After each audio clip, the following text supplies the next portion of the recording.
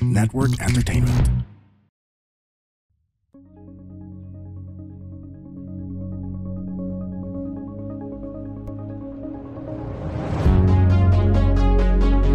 And welcome to my podcast, the RJ Ledesma Podcast. In my podcast, I like to speak to business owners and entrepreneurs to learn more about how they think about doing business, what are their success secrets, and can we replicate them in our own businesses? But more importantly, what businesses and opportunities do they see emerging in the near future? Today, as you can see in front of us, we are seeing the beautiful culinary creations of my guest. She is the founder of Avocadoria, the founder of Cha Cha Cha Cafe, and an upcoming restaurant called Zarina's. Please welcome Chef Cha Sevilla. Chef, welcome. So happy to have you over here. Thank you for Alam mo, tumaba na inviting ako me. over this season because of the chocolate kunafa cake that you have over here. And the nice thing, ako na mag-humble brag para kay Chef Cha, no? So the reason I met her was because Chef Cha was one of the Man Smith Innovation Awardees. Yes. So she was there and I was also moderating the forum. She was invited there. I was so inspired by the story. And she was also a Business Manual Awardee. She was a GrowthCon Awardee where I serve as the editor-in-chief of the Business Manual, which is an online publication. And she was one of the awardees for that one.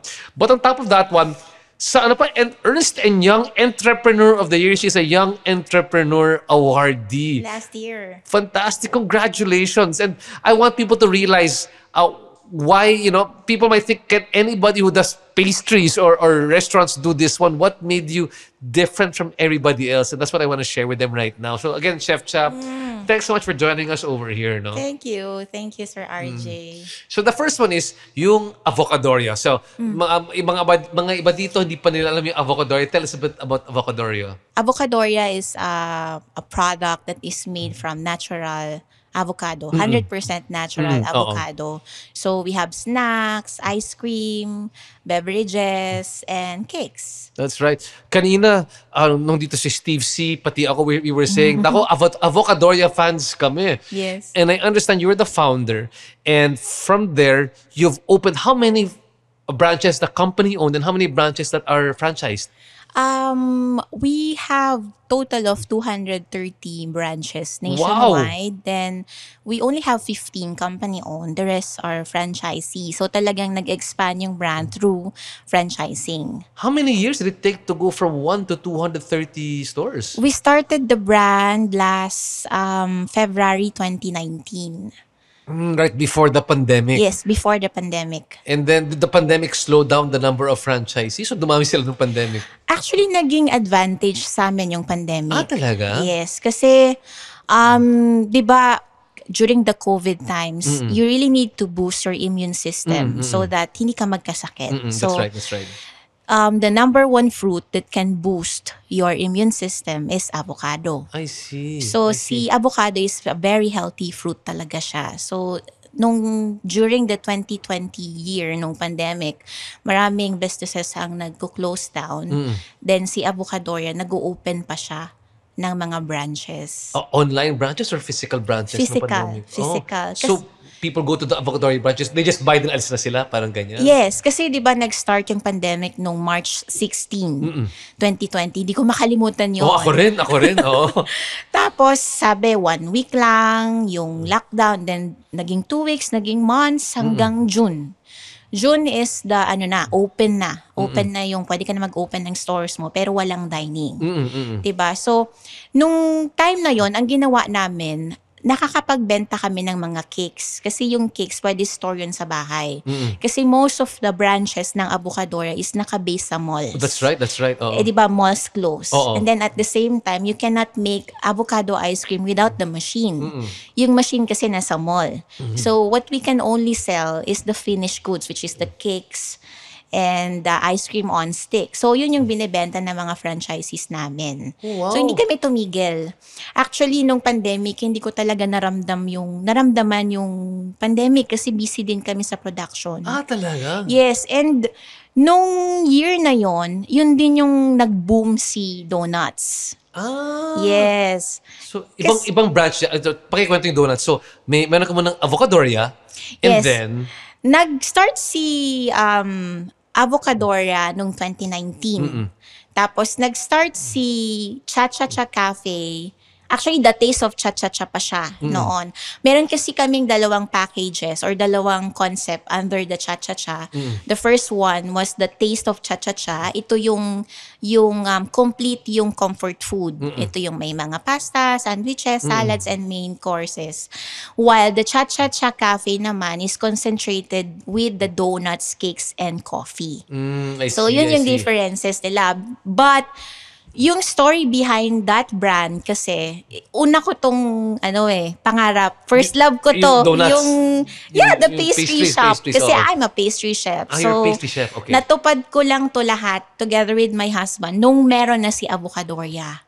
So parang you went back to your original dream pagkatapos yan. Ito talaga yung dream namin ni Marvin, yung husband ko. I see. Kasi parehas po kaming chef. I see. Oo. So, tell me a bit more about the story. I'm curious now. So, kasi ito muna. Hindi ka nagsimula, hindi ka entrepreneur. You became an entrepreneur on the way. Di ba Yes. parang ganyan nangyari? So, I'm guessing na you graduated college with a culinary degree. Tama ba ako?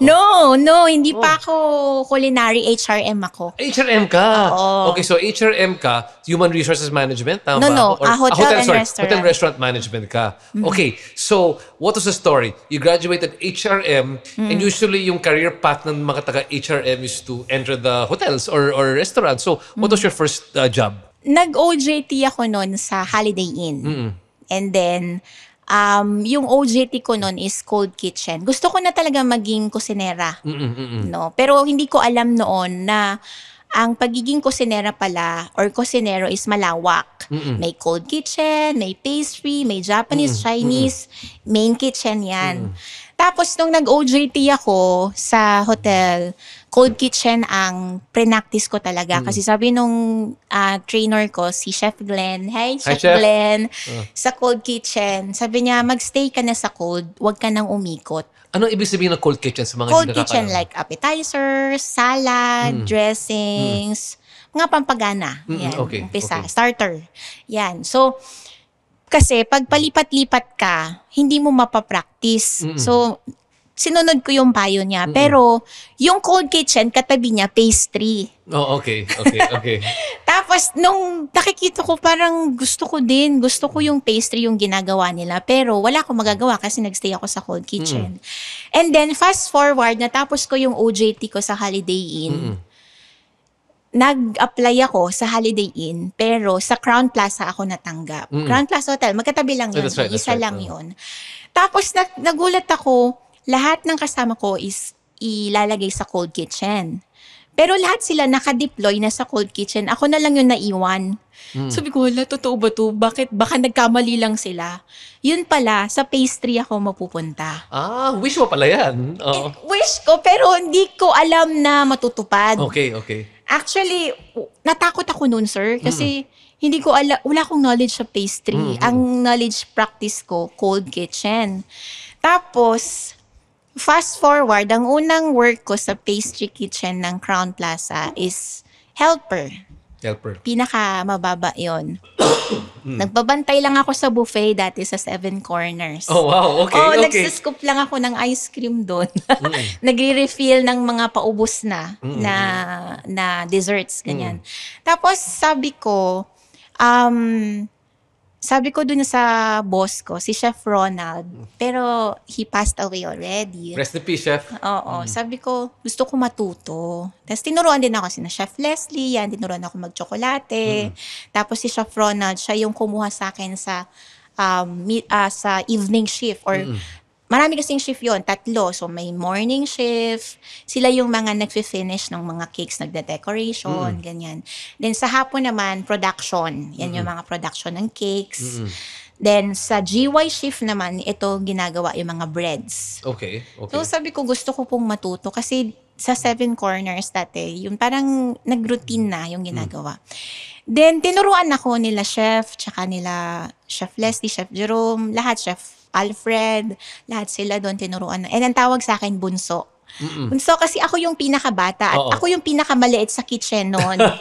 Oo. Tapos hanggang fast forward, sabi ni Chef Ronald, sabi niya, labas ka ng hotel. Hindi ko makakalimutan to. Sabi niya, nakikita ko yung, sabi niya, nakikita ko yung potential mo. Sabi niya, magiging magaling kang pastry chef. Wow. Pero sir, nung time na yun sa Crown Plaza, I'm a weak pa rin. Feeling ko weak pa rin ako kasi di pa ako magaling. Parang I have knowledge but hindi pa ganun ka-strong yung knowledge. So, sabi ko noon parang dito na ako sa Crown tatanda. Sabi ko, pero sabi ni chef noon, di magiging mas magaling ka kapag na-try mo yung iba pa. I see. Then I followed yung kanyang Hindi ka ba natakot na umalis ka? I'm sure, siyempre. Takot ako. Sobra kasi parang naging comfortable na ako sa parang kanya. Comfort zone mo na yung Crown Plaza, di ba? Oo. Pero sabi niya kasi, pag sa hotel kasi, medyo matagal yung regularization, ganyan. And then, sabi niya, mag-apply ka sa ganito. Then nag-apply ako. Luckily, during my birthday is the final interview.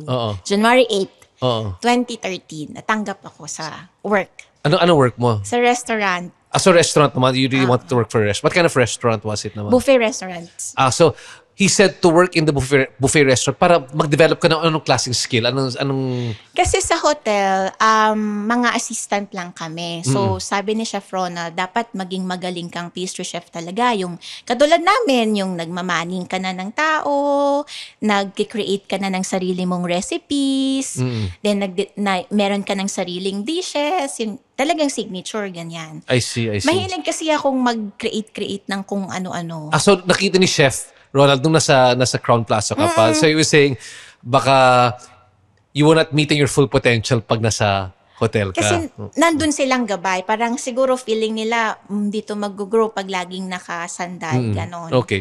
So I followed naman yung suggestion niya, to which hindi ko naman pinagsisihan. Then, nung nag-work ako sa buffet restaurant naman, nag-work ako 5 years. 5 years, okay. Yung story nun, nag-start din ako as commie. So, what does FOMI mean? Commie parang... Commissary? No, commie. May commie 1, commie 2, commie 3. Parang assistant ka ng mga managers din. Ganon. Tapos, nakita din yung potential na si Chef Cha, ganyan. Hanggang sa nag-decide ako nun na medyo nanibago ako nun, sir, nung lumipat ako. Kasi sa restaurant, bugbog talaga yung work. Pero sa hotel kasi, may times na bugbog, may times na light lang. Pero dito sa buffet restaurant is, as in, daily kang bugbog kasi super daming tao. Lunch, may second seating, tapos may dinner pa hanggang third seating. So, nahasa talaga ako sa bilis ng work, tapos yung bilis ng isip talaga kasi multitask ka dun eh. And then, ang payat ko dun kasi grabe, natagtag talaga ako noon, nung time na yon.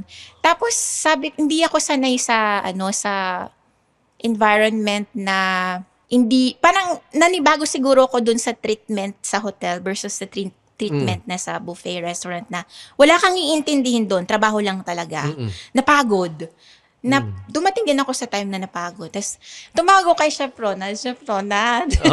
Balik na ako ng hotel. Mentor pa rin. Sabi niya, sige, kung yan yung decision mo, ganyan. Then, si Chef Jenny, the executive chef of mine, nag-resign ka daw, ganyan. Tapos, hindi, balik ka. Tapos, kinuha niya ako sa other branch as chef de partie. For those who don't know what chef de partie means, what does it mean? Manager level ka na. Manager level ka na. Manager level ka na. Pero meron pa ring mas higher ranking sa kitchen. Malawak ang kitchen, sir. And then, fast forward, I called si Chef Ross, Chef, magpapaka-practical muna ka ulit. Kasi during that time, isa ako sa inaasahan ng parents namin, ng family. Ikaw parang breadwinner ka ng time na yan? Or almost, parang ganyan? Almost, kasi tulong-tulong kaming magkakapatid. Kasi yung position kasi na in-offer sa akin ni Chef Jenny is medyo okay na yung sahod. Salary, So, nakakatulong na ako sa rentals, katulong na ako sa pangbaon, ganon, pangbigay kila mama at papa, ganyan. Then, I followed my heart na, okay, dito ulit tayo. And then, fast forward, na-meet ko si Marvin. Marvin is my first boyfriend and last. First and last? Yeah. Ex-boyfriend mo ngayon? Yes. Yes, okay. And then, nung nag-start na ako dun sa branch na yon, nakilala ko si Marvin, tapos naging kami, ganyan. Ang dream namin noon is mag-apply sa Australia. Kasi very in demand noon ang mga chef. Okay. Sa Australia. Tapos nag-aral kami. Ito na yon, nag-aral kami sa ISCAM. And then, ano ba yun? Parang once a week ang schooling namin noon. From our sahod or salary, yung tuition fee, yun yung pinababayad namin. As in, ganun kami nag-start. And then, natapos namin 2 course sa ISCAM. Tapos hindi ako nakontento. Parang, nung nalaman nila na nag-aral kami, na-promote ulit. Sa restaurant ka na-promote ulit? Oo, na-promote ulit. Hanggang nag-masterclass ako ulit. Sa APCA naman, Academy of Pastry and Bakery Arts, dito sa Taguig. Nung nalaman nila, pre-promote ako ulit. Kasi all my knowledge na na-learn ko from master classes, ina-apply ko sa work. No, to which na-appreciate ng mga boss. Kasi syempre, another, na-showcase siya sa mismong buffet restaurant. And then, dumating yung time na na-promote ako as junior pastry sous chef. Yan na yung mas mataas na sa rank ko before. Dito na ako napagod kasi more on to paperworks na yon. I see. Oo, ako kasi very operational yung... You like creating the cakes. I like seeing pastries. People na nai-enjoy nila yung ginagawa mo. Okay. Ang sarap nito, mga ganyan. Tapos, that's the time na I decided to quit the job na. Quit the job? Oo. Kasi sabi ko, I talked to Marvin, sabi ko, mag-business na lang tayo. Noong una, ang gusto kong gawin, I wanted to teach. Gusto kong magturo. Gusto kong magkaroon ng sarili kong workshop sa pastry. Kasi, nung nag-a-attend ako ng mga workshop, nakakamit ako ng different classmates ko na galing pa ng malalayong lugar para workshop din. Then sabi ko parang marami din akong nakilala na gusto mag-workshop pero walang pang-enroll. Kasi mahal talaga mag-enroll, sir. Sabi ko, parang gusto kong magturo tapos konti lang yung cost para at least may hanap buhay ako at the same time nakakatulong ako. Yes. Na makapagturo. No, I love teaching, I love helping at the same time.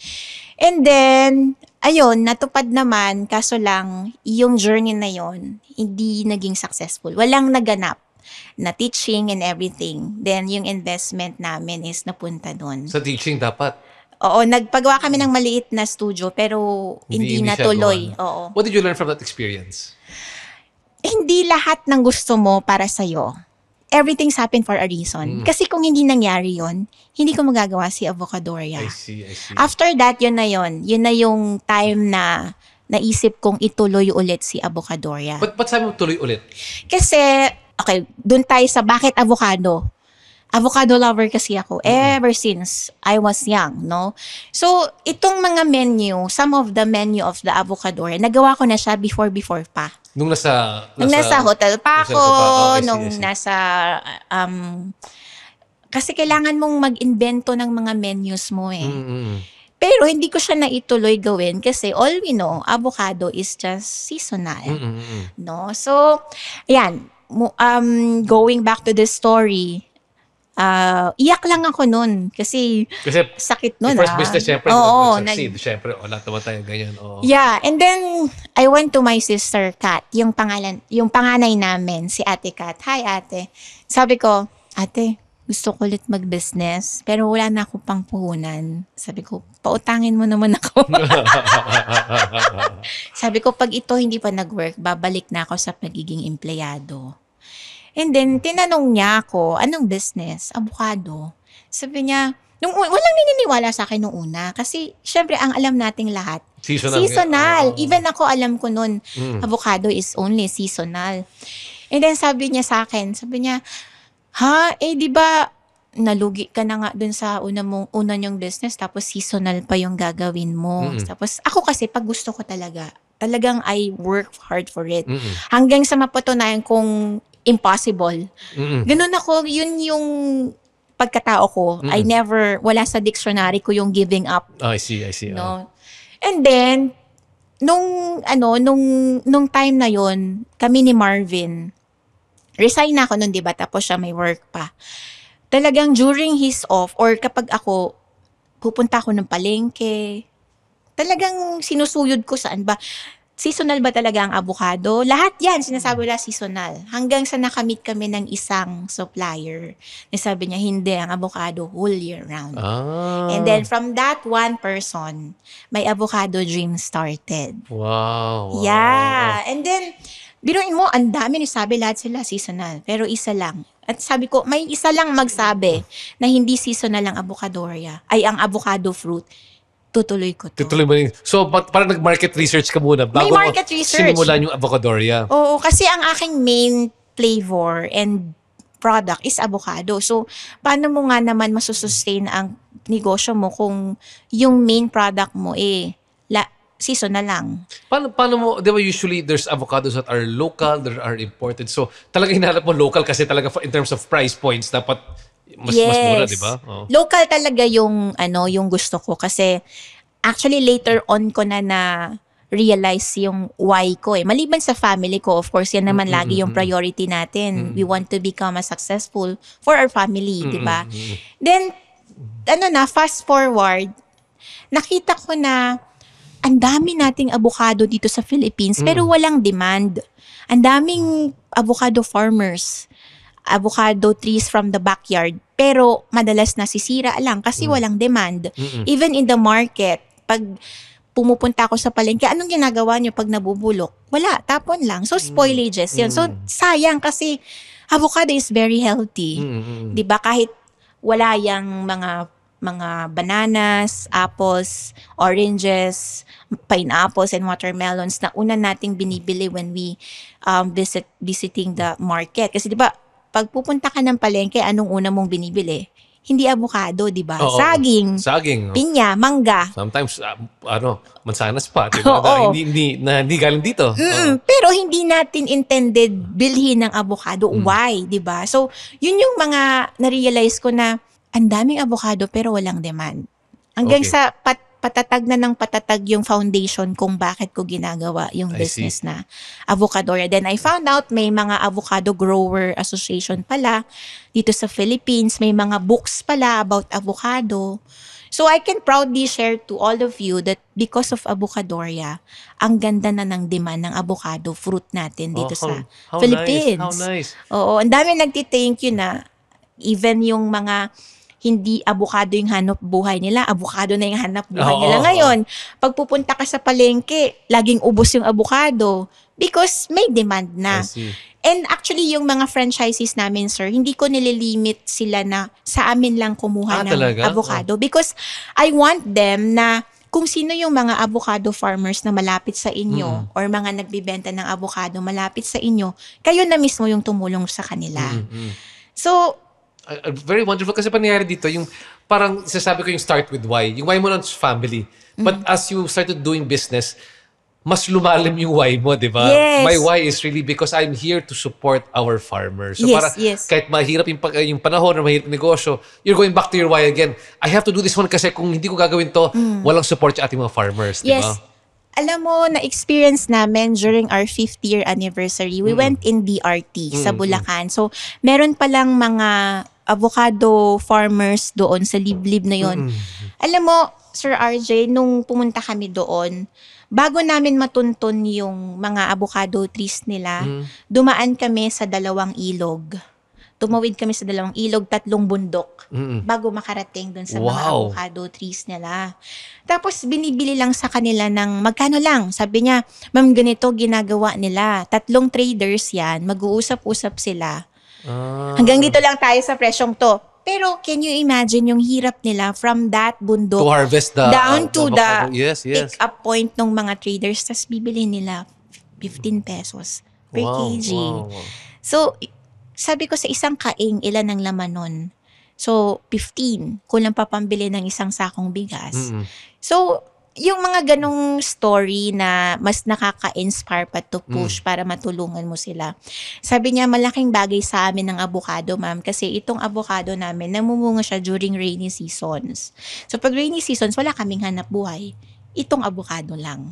Ah. So nakakatuwa yung mga ganoong stories kasi mas nahahanap mo na, okay, meron pala dito, hindi lang pala sa ganitong lugar yung mga mahi-help natin, kundi samot-saring lugar sa Philippines, madaming avocado. Kapag ganyan, inisip ko lang, from a franchising standpoint, usually may quality control yung mga produkto. So how do you do it kung hindi galing sa iyo yung avocado? May training kami. Before ma-open yung branches nila, I do personally the training. So tuturo ko, this is the texture of the hinog. Pagka ganito pa yung texture niya, this is hilaw pa. So talagang very transparent ako in terms of teaching them kasi gusto ko i-replicate yung success ko. Yun din yung ma-replicate na success sa kanila. I see. Oo, actually sir, hindi ko akalaing makakarating ako sa ganitong. Oo. Kasi, during our first day, sabi ko nga, 2 cups lang yung sales namin. How did you open up? I want to go to your first day. So, ano first? Fast forward! Anong produkto mo? Ano mga produkto mo na first day? Anong ready ka na? Nung first day namin, I only have 4 products. So, Which this is, is the avocado lover. Which is what? Anong avocado lover? Ano yan? Avocado lover, ito yung pinaka-best seller namin. So, ito yung avocado soft serve ice cream na may almonds, may chias, may homemade biscuits, may boba pearl. I see. Okay. Yun. Alala ko So, yan. Okay yan. Okay. Yan, nakating ka na nun, di ba? Yes, of course. Many times. So that's avocado lover. Then second one is the avocado shake. So yung avocado shake namin, may mga different fruit toppings din. So you have jackfruit, guyabano, chico, mango, and of course the avocado. At lahat ng mga to, yung mga naisip mo noon pa, di ba? Yes, and itong mga fruit toppings namin to, ito yung mga inaakyat kong puno nung bata ako. Okay. So may history yan para sa'yo. Yes. May significance yan para sa'yo. So you had 4 products.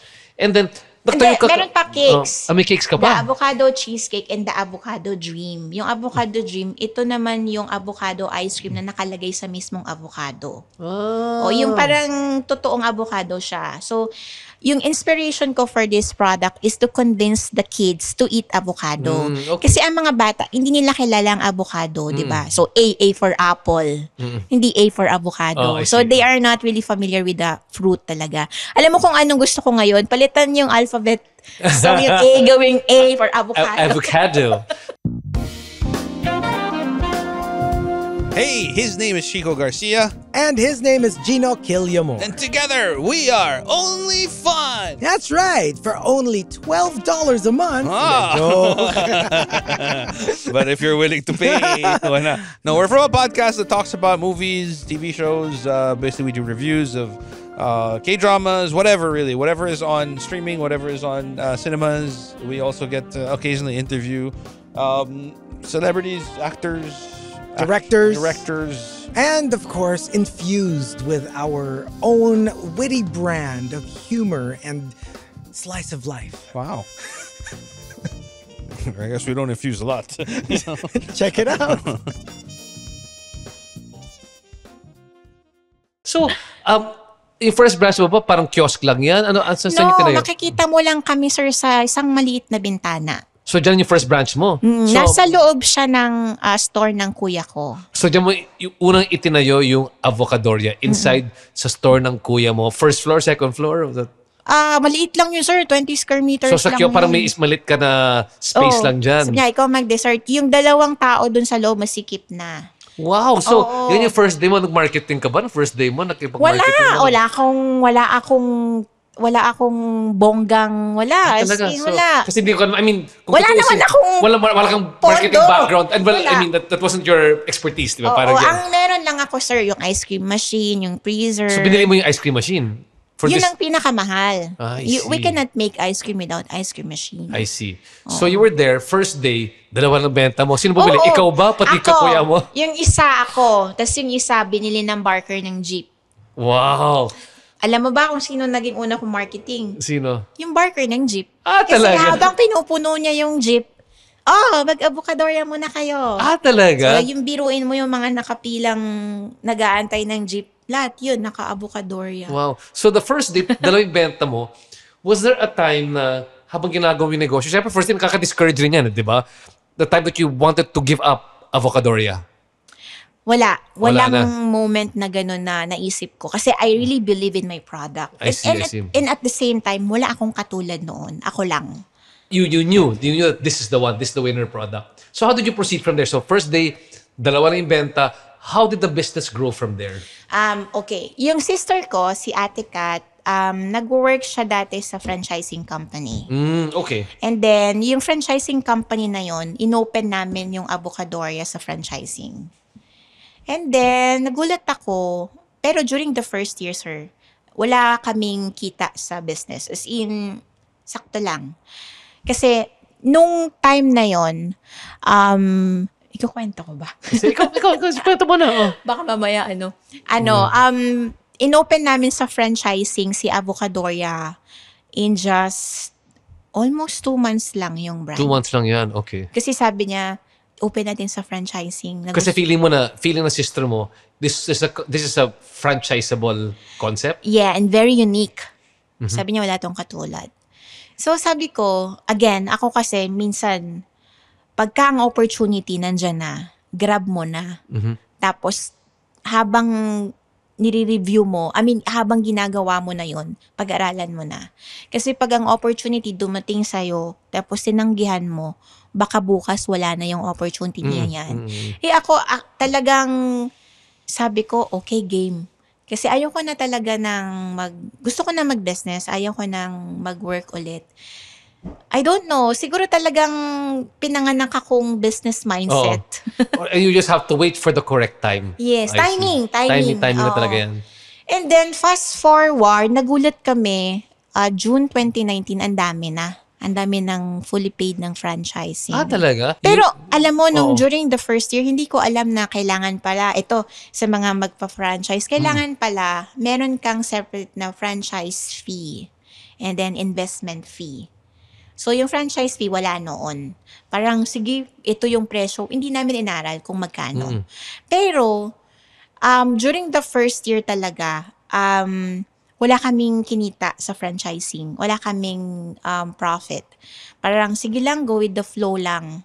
Kasi nagulat kami, in just 3 months, 111 na yung bumili ng franchise. Then, from that month, sabi ko, stop muna natin yung New franchisees. yung accepting ng franchise. Then, let's open this muna. And then, after natin ma-open to, tsaka tayo mag-reopen ng franchise. I see. Oo. So, nung first year, sabi ko, from scratch lahat eh. Wala kaming delivery truck. Wala talaga. Yung commissary namin sa bahay lang nag-start. Tapos ilan lang kami, parang 2 lang kami ni Marvin noon na nagpo-production. Tapos meron lang kaming isang tao. Hanggang sa ilan na yung staff ngayon. Wow. Nung first year talaga, parang dun lang talaga namin naaral lahat. At first, hindi kami naging successful. Successful naman, yeah. But in terms of having a profit, Wala. na na lang namin yan nung fast forward years na. Okay. I want to know, so, many people also want to franchise their concept, di ba? Many people think their concept is franchisable. Now that you've gone through the process of having your business franchised, now that you've gone through the process of knowing what is franchisable, now that you made mistakes in franchising, anong gusto mong ituro sa mga negosyo na gusto mag-franchise ng mga negosyo nila? Number 1, kailangan yung concept mo is unique. Kailangan hindi nare-replicate. And then number 2, choose your franchisee because it's gonna be a long-term partnership. No, kailangan parehas kayong okay. Hindi pwede na yung franchisee mo pasaway, nag-outsourcing, yung mga ganyan. Kasi masisira yung quality ng product mo kapag yung franchisee mo nag-outsourcing. And then, hindi nagfa-follow ng rules kasi ang franchising talaga is you're buying the system. So, if you don't know how to follow the system, hindi ka pang franchisee. You create your own brand na lang. Ganon. So, actually, I will take this opportunity to thank FranCorp because FranCorp is the one who structurized our franchising. I see. So, you doing franchising nung una, then they helped you re-franchise, fix up the system after? Tama ba yan ako? Okay. Yes po. Mga year 2020 na yan na kailangan pala sa franchising, meron kang franchise fee, meron kang investment fee para at least ikaw na franchisor may alam mo yon, separate kang fee sa pag-create mo nung brand na I yon. see. So, yung lumalabas para sa akin dito, you have to also choose the company well that will help you franchise your Yes, business. Oh, because yes. nung una, mukhang the advice, although it helped you grow, medyo yung financials hindi masyadong maganda para sa Oo. inyo, di ba? Pero I'm the kind of person na hindi ako tumitingin sa problem. Tumitingin ako dun sa silver linings palagi. Okay, oh. You know what's the silver linings Oh. during the year 2019? Kung sobrang mahal siguro nung franchise business namin during the first year, hindi namin masasakop ang buong Philippines in just a few months. I see. Oo. So, in just a few months, nasakop na yung buong Philippines kasi that number of franchising, may Luzon, Visayas, and Mindanao na. Wala ka gaanong kita, pero just take it as good experience na lang kasi marketing maybe, ganyan. So, yun. Pag wala lang nakapasok na other brand na Na avocado. pwedeng gayahin ka, di ba? Oo. So, when you say avocado, it's only avocado. I see. So there was a purpose na nauna ka dyan sa isang franchising consulting and then naayos yan and you were able to go to mas clearer yung financial strategy niyo with Frank Corp and Miss Bing. Bing Yes. Limoko. Oo. Hi, Ma'am Bing. Oo, kay Ma'am Bing. Opo. And then, I learned this from Jomag, si Potato Corner. Yes. Sabi Jomag niya- is actually my business partner sa Mercato. Okay. Sabi ni Sir Jomag nun, the important is ikaw yung nauna. And then, just do it fast. So, inadapt namin. Na-realize ko, nagawa pala natin yun. Yung, ang mahalaga, ikaw yung nauna. That's right. So dapat ikaw mauna. And then, what are the other franchising lessons pa that you want to tell people here right now? That over the years that you've learned as you expanded from 100 to 200, what do they have to know? You have to take care din sa franchisee mo. Kasi they invested a lot para sa buying the brand that you have, no? So, hindi pwede na pabayaan mo sila. Hindi pwede na pag nakuha mo na yung ganito, bahala na sila dyan. So, kailangan lagi mo silang, kamusta? Are you doing well? Ganyan. Then, kapag tatawag sila ng concern, you have to attend. Hindi pwedeng lagi kang unattended. Okay. Yun. You know what? I experienced nung during the first year, kasi we are very hands-on talaga sa Avocador. Kahit saan naman, hands-on kami. I work 24/7, 7 days a week.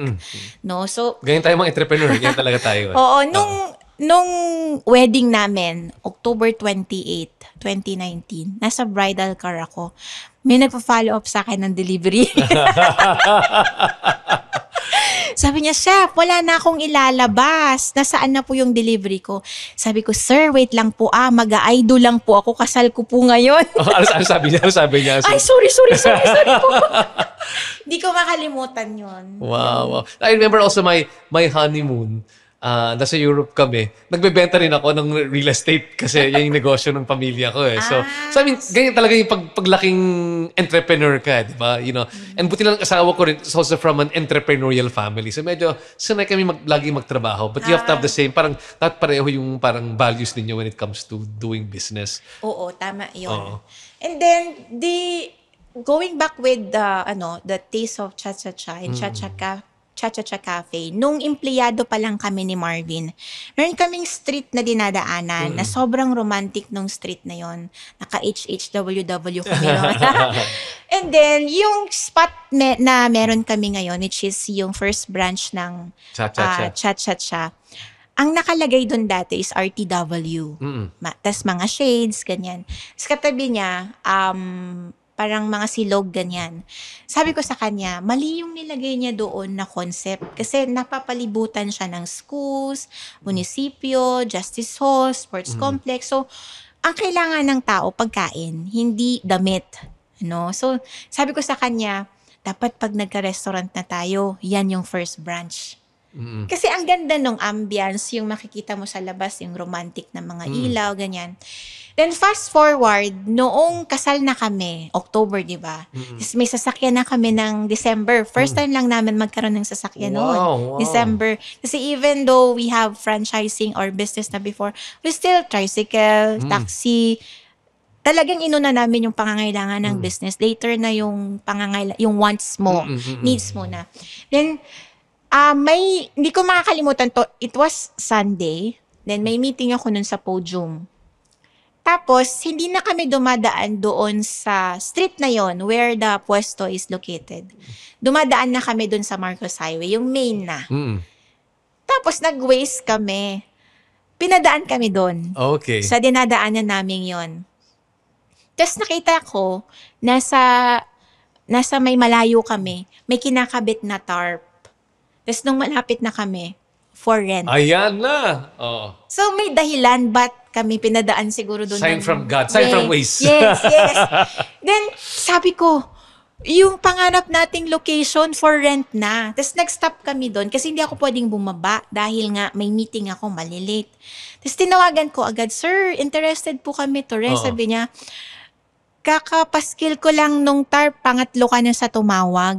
Sabi ko, Sir, please wag niyo po munang ibigay. Pupuntahan po namin kayo tomorrow. Then luckily, inaward sa amin yung location. And that's Cha-Cha-Cha Cafe. That's the taste of The Cha-Cha-Cha. taste of Cha-Cha-Cha. Which is this, just let people know, baka yung nakikita nyo dyan is her she's a love of pastry chef, no? So this is the cake over, ito yung chocolate kunafa cake. Yes. It's like the Dubai chocolate, di ba? The Dubai Inspired. Bara. Nakakatawa yung story ko dyan, ba't ko na-create yan? Yan. And then, going back with the story, no? Nung time na yon, hinahabol namin yung opening because of the palarong pambansa. Pero the pandemic came. So kaming mag-asawa nun, sanay kami sa bakbakang trabaho. Hindi kami sanay na nakaupo lang, nakahiga ganyan. Then, walang stores na nakabukas nun, kahit ano, di ba? So, ako ang ginawa ko, ako na yung nag-create ng tinapay namin, pang bahay, tapos mag-crave sa donuts, kagawa. So, every time nagagawa ko ng donuts, pinipicturean ko. Hanggang sa may nagko-comment, pwede ba kaming bumili ganyan kasi walang mabilhan. Hanggang sa nagulat na lang ako, bakit lahat kami busy na? Gumagawa na kami lahat ng donut. Para sa ibang tao. Oo, kasi bumibili na sila. Tapos yung lolo ko, ang taas na nung boxes na binubuo niya. Yung mama ko, ang daming hinuhugasan. Tapos yung tatay ko, ang dami ng pinapalamanan. Sabi ko, kasi hindi namin mabuksan yung first branch dapat di ba? Kasi nga, bawal mag-business pa noon, pandemic. Then sabi ko, one time, nagulat ako, yung bahay namin, parang gasoline station kasi ang daming Lalamove Grab na waiting. For the taste of Cha-Cha-Cha. For the donuts, yes. For the donuts. For the donuts. So, sabi ko kay Marvin, buksan na natin yung cafe, bahala na kung anong mangyayari kasi hindi na pwede doon sa bahay. Kasi inaaway na kami ng kapitbahay kasi baka magka-virus doon kasi nga ang daming waiting. So, na-open namin siya. Doon na namin ginawa. Doon na kami nagbibenta. Sa awa ng Diyos, buhay pa siya hanggang ngayon. Congratulations.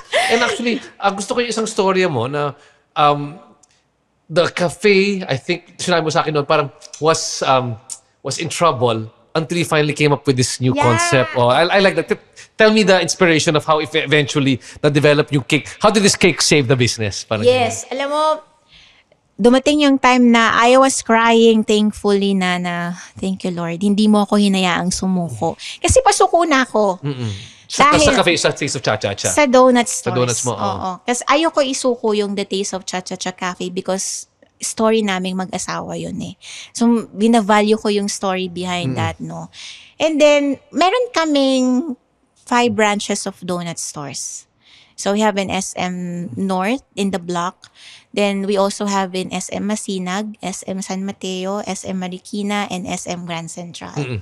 So, all of that branches, hindi talaga siya performing. Parang break-even, then deflate ulit, break-even. Kasi, market is, ang dami na After the pandemic, ang daming naglabasan. Nagsibukasan Oo. So, sabi ko, gusto ko nang isuko. Pero, ang nag-hold back sa akin, yung mga employee ko. Kasi, syempre, ang daming mawawalan ng work na employee ko pag ginib up ko. So, talagang nilalabanan ko hanggang sa last year, nag-viral yung Can't Get Nafe chocolate. Diba? Ito yung sa Dubai viral chocolate. Sabi ko, ano? Paano ba yun yung, yun, naalala ko na. Sa sobrang viral nun, may mga nagbibenta na online seller dito sa Philippines. Ginagaya na lang yung... No, they are getting from from Dubai, Dubai, okay. tas binibenta dito. Yung mga yung fixed Yeah, yeah. chocolate. Tapos, one time, I have a friend na nag-online selling. Nag-online selling siya nung yung chocolate mismo. Then, hindi ko naman alam yung presyo. Tapos, nag-order ako, anong gusto mong flavor? Tapos, ano-ano yung mga flavor? Sabi ko. Tapos, ito, ganyan. Pretzels, biscoff, nafe, pistachio, meron pang cashew brownie, ganyan. Bigyan mo ako tig isang box yata, 2 box. Without asking the price. Sabi ko, then, sabi niya sa akin, ma'am, sasabihin ko sa delivery, lang to ha, hindi ko sasabihin na chocolate fix to kasi baka mawala. Sabi ko, bakit may ganun? Then, nagulat ako, pagdating sa bahay, okay naman, safe naman, nakarating naman sa akin yung mga tsokolate. Then, when I asked her the total bill, nasa 16,000. 60,000. 60. 60. 60,000 plus. Wow. Chocolate lang! Sabi ko, naloka ako. Ang mahal pala nitong tsokolating to. Tapos that's the time na, gawa nga ako ng version ko. Mo. I see. So, noong September yata yun or August, ginawa ko yung donut. Ayan, Yung donut version. kunafa donut. Okay. Yun yung first. At first, tumaas yung sales namin. Tapos kung gaano siya kabilis tumaas yung sales, ganun din kabilis bumagsak ulit. Okay. Kasi, ang daming sabi, ang mahal. Pero hindi nila alam na mahal talaga ang pistachio. I see. Super Okay. mahal ng pistachio, 1 kg. No? So, syempre, mahal ang cocoa. Diba? Dati ang cocoa, 350 lang per kilo. Ngayon, times 3 na. Ang asukal, ang itlog, ang mantika, lahat. Mahal na. So, parang, day 10 na ang mahal. So, nag-fluctuate. Sabi ko, wala na talaga. Parang gusto ko nang sumuko. Parang every time na gusto ko nang sumuko talaga, doon naman ako lalong lumalakas yung loob ko. And then, fast forward, December, nag-R&D ako ng cake. Then, January ni-launch. Sabi ko, maglabas tayo ng cake kasi wala pang naglalabas ng cake version. Noong January, hindi rin siya pinapansin kasi mahal. It's 2,400. Syempre, sa hirap ba naman ang buhay ngayon, magkikik ka ba 2,400? Pero kasi yun yung presyo eh.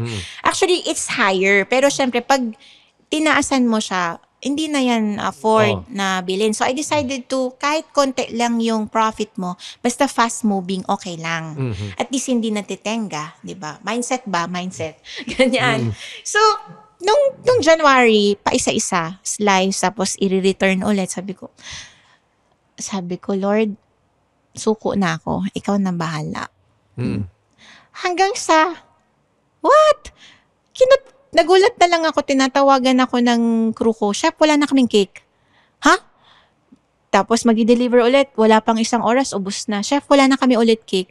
Hanggang sa, oh my God, ang daming nagbo-vlog, ang daming nagsasabi, masarap, ang daming naggaganyan, ganyan. Hanggang sa, I canceled my 2 weeks schedule in the office para tumulong sa production. Wow. Kaya sabi ko, thank you Lord, hindi mo ko hinayaang sumuko. Kasi pag sinuko ko, agad, hindi ito mangyayari. So, ito talaga yung bumuhay sa amin. Si Chocolate Nafe Cake. Then, naglabas ako ng mga other versions pa kasi may mga nagko-comment doon. Yung mga sugar-free naman. So, that's why I have here the sugarless donuts. Kasi I can't make dessert without sugar. Sugarless pwede, pero sugar zero, nothing at all. Parang, I see. hindi natin mai-enjoy yung I see. dessert talaga. Pag nakikita ko yung ginagawa mo, it's always that the opportunity presented itself to you, but you had to be ready to take on the opportunity every time. That was the case for avocado. That was the case for the cake. You had to have yung tinatawag ko secret sauce. Dapat, it doesn't matter if it came across, kung wala kang skill set na gawin yan, bali wala rin pala. Diba? Oo, tsaka, you know what I realized, Sir RJ? Siguro talagang kaya ako hindi mabilis gumib up because I'm doing my passion. That's the importance in business. Important in business talaga is pag mag-business ka, gawin mo yung passion mo. Para at least pag napagod ka, pahinga ka lang. Hindi yung pag napagod ka, give up ka na agad.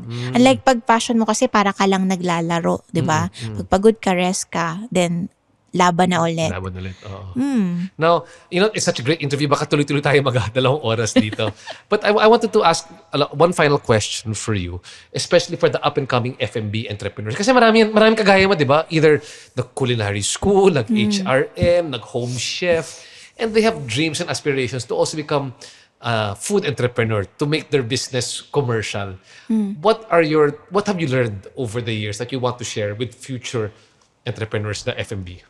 Find your right market or who's eating your food. Saan yung perfect location for you? Kasi sometimes, even though maganda business mo, kung nasa wrong location ka, hindi magiging performing. No? So, pagka ganon, alam mo, sometimes, kailangan marunong ka rin i-market yung products mo eh. Then, hindi pwede na magaling ka lang gumawa. Kailangan magaling ka rin mag-market. Dapat lagi yan, dalawa magkasama. I see. Yun lang. Find the perfect location. And then how did you learn to market? Actually wala sa blood ko yung marketing. Kasi yung tandem namin ng sister ko, ako yung gumagawa, then siya yung nagma-market. I see. Parang naging natural na lang sa akin na basta alam mo dapat yung produkto mo. I see. And pag sinasabi mo kasi na ito yung produkto ko, para siya sa ganyan, para siya sa ganito, yung consumer mo kusa nang lalapit sa'yo to support your products. I got that. And my last question, kasi katrabaho ko rin yung misis ko sa negosyo. And it's a pleasure and also a challenge to work with your spouse. So, I want to ask you, how do you manage working together with your spouse? Oh, no. Actually, alam mo, si Marvin, di ba first boyfriend ko siya, talagang kilala ko na siya. Si Marvin kasi mahihain. No? So, sometimes may emotion na, paano ba, parang wala naman akong makitang moment na nag-clash kami. There are some, pero only few. Halimbawa, in business, ako yung boss. So, pagdating sa bahay, siya na dapat yung boss. Magpasakop ka na sa kanya. Kasi siya ang king of the family, di ba? Tapos ikaw is parang nanay, haligi ng tahanan. So, paano ba yung question mo? Paano mo minamanage? How do you make sure, siyempre, it's how do you make sure that kahit paano harmonious yung relationship nyo sa negosyo? Every time na gumagawa kami ng desisyon, talaga mag-uusap. Ano sa tingin mo? Ganyan. Ano sa tingin mo? Ganyan. Tapos kung sa tingin mo dito tayo pupunta. Do you separate your roles na ikaw sa operations, siya naman sa finance, ganyan ba ginagawa niyo dyan? Ang hati namin dalawa ngayon is ako sa pastry, siya sa main courses. So, separate talaga. And last is sa negosyo. Kasi nakikita ko very hands-on ka. But syempre, hindi mo kayang lumaki kung hindi ka magde-delegate ng trabaho sa iba. How did you manage delegation of work eventually sa negosyo ninyo? Ang swerte ko rin sa mga staff ko, sa team ko na meron ako ngayon. Kasi since day one, nung maliit pa lang kami, talagang nakita nila paano nag-grow yung business, no? Siguro, marunong lang akong paano ba explain yon? Yung i-compliment sila kung ano yung mga ginagawa nila araw-araw, i-appreciate kung ano yung ginagawa nila araw-araw. Kasi alam mo, ang sa office namin, ang values namin doon is family. Kasi nga, I'm working with my family, with my father, with my mama, with my siblings, with cousins, and a lot na family members, no? So sabi ko, dapat yung treatment din natin dito sa office is the same treatment ng family namin. Hindi pwede yung may mga politics, yung may mga marites, ganyan. Kasi kailangan natin mag-concentrate doon sa good problems. Ayoko ng bad problems kasi sayang oras. How do you manage? Siyempre, nandiyan pamilya lahat. So, iba yung trato sa pamilya, iba yung trato sa trabaho. How do you keep things professional? Ako medyo may point, may disadvantage and advantage, pero mas maraming advantage kasi nung first time ng business, ang sabi ng papa ko, anak, pag magbe-business ka, dapat kasama mo mga kapatid mo, mag-away man kayo, in the end, pamilya pa rin kayo. Kasi kapag meron kang mga friends na kanegosyo mo, sometimes nagiging friends over, sayang yung mga pinagsamahan nyo, ganyan. Pero, ang pinaka masishare ko is that yung values mo, yun din yung values ng family members na kasama mo. So, harmonious. Hindi yung nagpapaligsahan, nagpapagalingan. Balanse lang. Pag nasa work, ako yung boss. Pero pag outside work na, okay, younger sister na ako ulit. I see. So lahat silang nagtatrabaho kasama mo na sa negosyo? Yeah, I'm working with my ate, with my kuya, who's handling the purchasing. Ate ko naman sa sales. I see. And then, may dalawa lang akong kapatid na hindi involved sa business kasi Philippine Navy siya. Then, we have youngest brother na nagsuschooling pa. I see. Then, yung father ko naman is the one who's handling the fruits. I see. So lahat kasi may trabaho. Last question.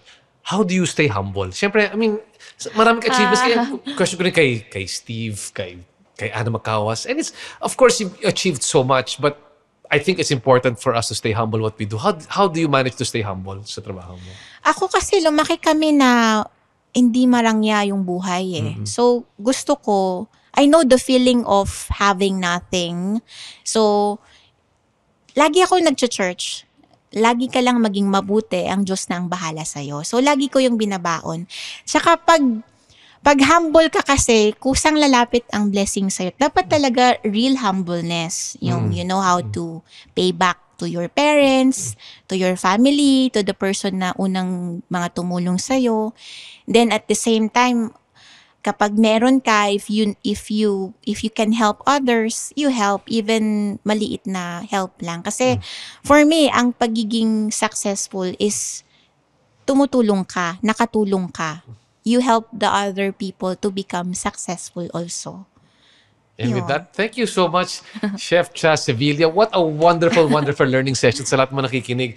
I've learned so much about working with the family. I've learned so much about making opportunity and of not giving up. Yes, I think that's the most important thing. And then, so where can we find right now Avocadoria? Kung gusto maging franchisee ng Avocadoria, how do you do it?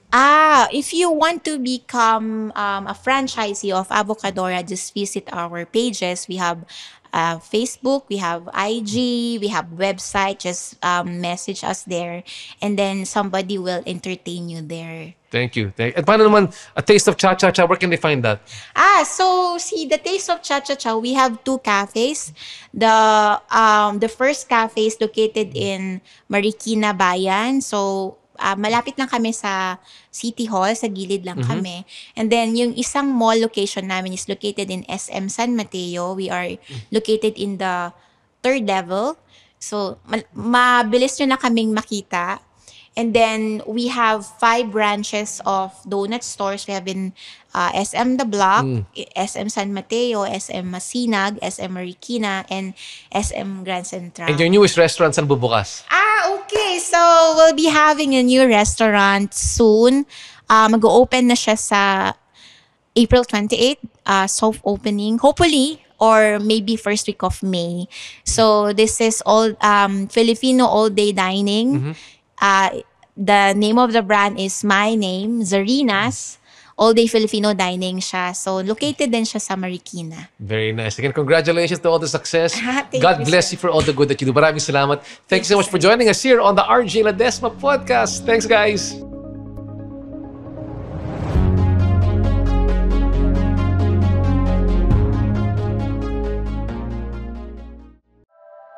The opinions of podcast creators, hosts, and guests are not necessarily reflective of the official stance of the Pod Network Entertainment, its hosts, or other network programs. The content created by the people behind the podcast is personal and not meant to harm any religion, ethnicity, group, organization, company, or individual.